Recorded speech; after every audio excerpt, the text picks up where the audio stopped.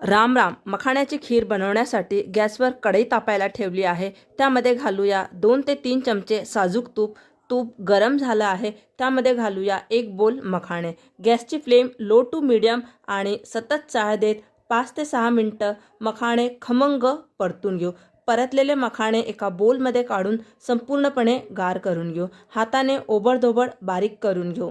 खीर बनवण्यासाठी 1 पाव दूध गरम करायला ठेवलेलं आहे. दुधात गरजेनुसार साखर घालून 2 ते 3 मिनटं उकळून घेऊ. उकळलेल्या दुधात मखाणे घालू. थोडेसे मखाणे मी गार्निशिंगसाठी काढलेले आहे.